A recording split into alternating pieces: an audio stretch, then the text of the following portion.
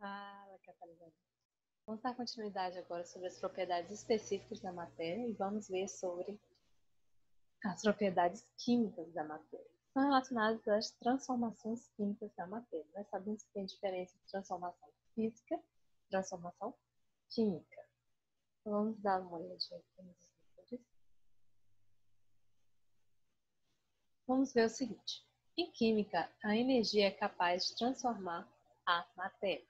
Existe a energia cinética, que é relacionada ao movimento, a energia potencial relacionada à posição, e a energia térmica, que é relacionada à temperatura. Você vai observar que são propriedades das substâncias ou materiais que estão relacionadas com interação com outras substâncias e que mudam a identidade de seus constituintes. Ou seja, está relacionado às reações químicas. Reação química nada mais é do que a reorganização dos átomos para formar novas substâncias. É a alteração da matéria para formar novas substâncias. Se não formou novas substâncias, não posso dizer que é um processo químico, mas sim um processo físico. Okay? Vamos analisar aqui que sistemas podem ser objetos ou processo estudado. Nós temos os estados de sistema, que são as características e propriedades, que podem ser anteriores à transformação, que é o estado inicial do sistema, ou que pode ser posterior à transformação, que é o estado final do sistema. Então, traz sempre uma evidência de transformação. A evidência de transformação está, então, no caso, na mudança de estado do sistema. Nós vamos observar aí que a alteração do sistema é chamada de fenômeno. Se não formou nova substância, fenômeno físico, como, por exemplo, misturar água e açúcar. Ah, mas formou nova substância, agora não é mais água, agora é água e açúcar. Não formou. Porque eles não fizeram reação química, eles não mudaram a organização dos seus átomos para formar uma substância diferente da que tinha no começo. Eles apenas se misturaram. Então, nós vamos perceber que no fenômeno físico, muda geralmente a aparência externa, sem formar novas substâncias, como é o caso de mudança de estado físico da matéria, uma lata, um papel amassado, um papel cortado. Vai? Agora, quando muda a composição química, uma alteração mais profunda, podemos dizer assim, há uma conformação de novas substâncias, nós vamos dizer que é um fenômeno químico. Quais são alguns indícios? Mudança de cor, com a ferrugem, liberação de gás, como por exemplo a queima ou combustão de material, a liberação de energia, como por exemplo a efervescência de um comprimido em água, o odor, a textura, como no caso da decomposição de alimentos, a temperatura, quando você, por exemplo, faz água de cálcio, você percebe que vai acontecer um aumento ali na temperatura. Formação de precipitado, como por exemplo a formação de conchas. Agora, cuidado. Tinha antigamente uma informação que diz o seguinte: olha, para ser fenômeno químico, tem que ser algo que não dá mais para você reverter. Por isso nós vamos chamar de químico. E físico é aquele que você pode reverter. Mentira. Existem sim reações químicas que podem ser reversíveis sim, que o produto pode se tornar reagente e o reagente pode se tornar produto, como é o caso, por exemplo, dessa reação aqui do nitrogênio com hidrogênio formando amônia. Se você retornar, o produto também pode transformar em reagente.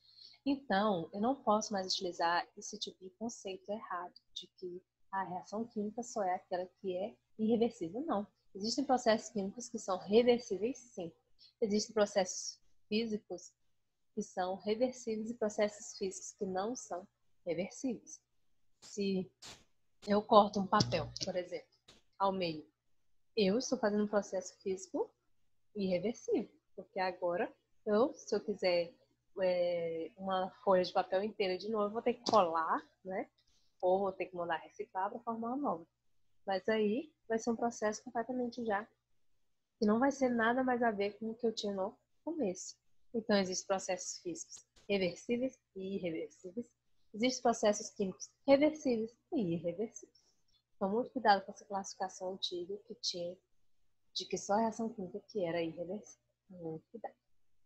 Vamos aqui para um breve exercício que diz o seguinte: escreva F para fenômeno físico e Q para fenômeno químico. Cuidado, não é F para falso e V para verdadeiro. É F para físico e Q para químico. Sobras de alimentos transformados em adubo. O que você acha? Queima de madeira, água líquida que virou gelo, água oxigenada que se transformou em água mais oxigênio e reciclagem de latas de alumínio. tempo. Vamos lá? Sobras de alimentos transformados em adubo, vamos dizer que é um fenômeno químico, porque a substância que eu vou ter no final vai ser diferente da que eu tinha no começo. Então, houve uma formação de nova substância, fenômeno químico. Queima de madeira, fenômeno químico. Água líquida que virou gelo. Eu vou ter um fenômeno físico, porque eu só tenho água no começo, água no final, água líquida no começo, água sólida no final. Então, o processo físico não cria uma nova substância. Agora, a água oxigenada, através de uma reação, se decompôs em água mais oxigênio. Então, fenômeno químico. Reciclagem de latas de alumínio. Cuidado, porque é um fenômeno físico. Como assim? Vamos analisar? Curiosidade, compõe um gráfico ilustrado com o processo de reciclagem das latas. Olha só. Primeiro, consumo. Segundo, a coleta. Terceiro, a prensagem. Depois, a fundição, que é transformar esse sólido, de certa forma, em um líquido. Depois, o lingotamento, que é colocar tipo uma massa de metal ou de material condutor que, após ter sido aquecida a uma temperatura superior, esse ponto de fusão é revertida em um molde, como se fosse um molde que vai prensar esses alumínios. Aí vai passar pela laminação, que vai se transformar em novas latas, através do enchimento, retorno ao consumo e assim vai. Então, você percebe que o processo físico não é um processo químico.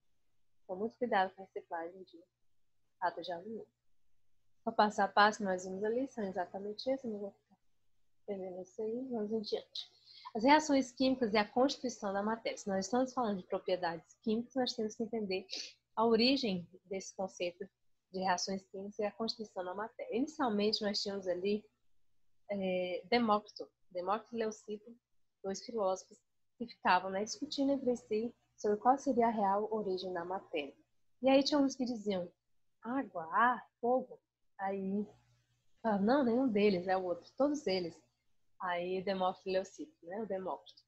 Perdoe-me, adorados senhores. Eu, Demócrito, gostaria de demonstrar uma teoria primeiramente formulada pelo meu professor e sábio Leucipo.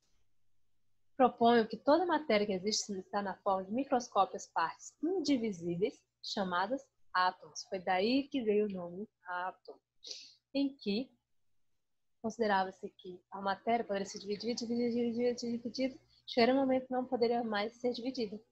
Então, nesse momento, nós chamaremos de átomo, ou seja, tudo quanto é matéria seria composto por algo que é indivisível. Isso, inicialmente, para Demócrito e Leucipo. Claro que depois nós já sabemos que foi descoberto que não era bem assim. Mas eles auxiliaram muito os outros cientistas e até mesmo filósofos da época para descobrirem novas descobertas sobre o átomo. Aí lá diz o seguinte na teoria: estou ganhando peso, deve ser porque a fada do átomo me fez uma visita. Aí o outro, olha para mim, eu sou feito de milhões de pequenos átomos invisíveis. Aí eles ficaram com raiva, né, Demócrito.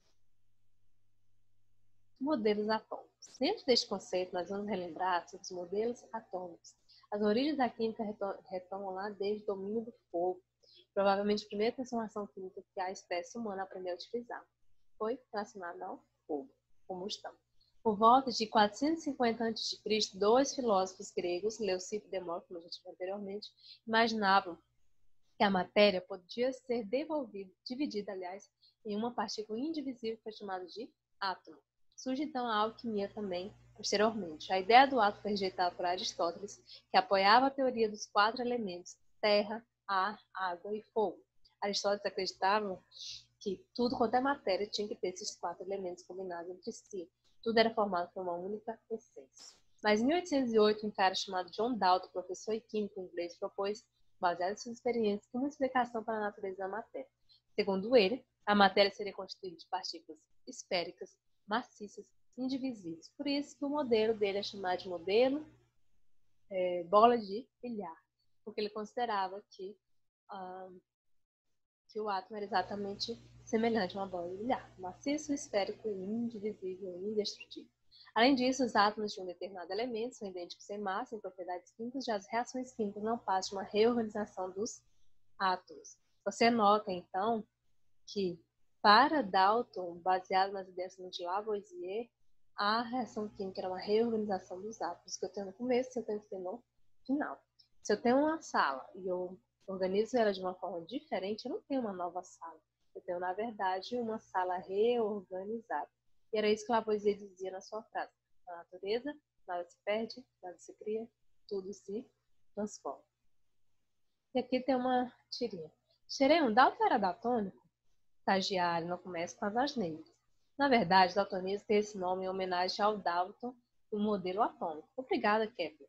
Ei, para de fazer os estagiários se sentirem gente pensante ou vão começar a exigir direito.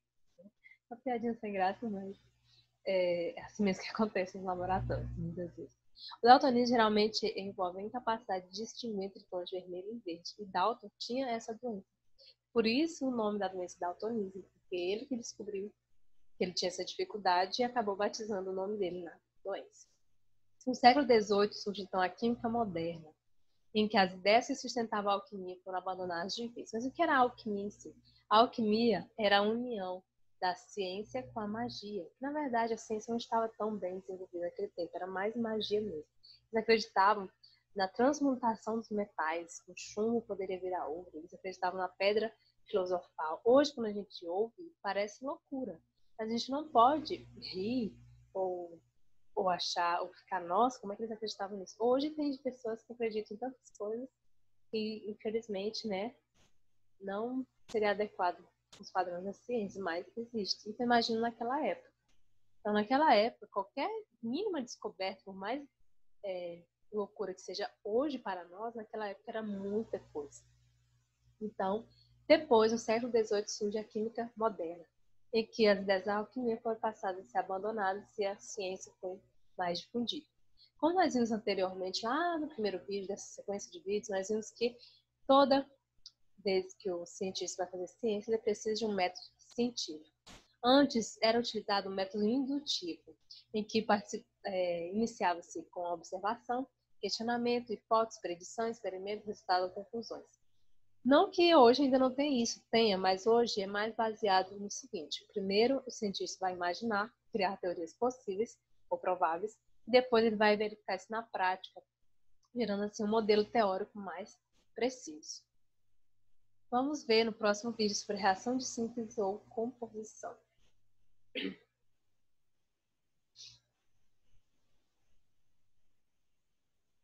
Catalise.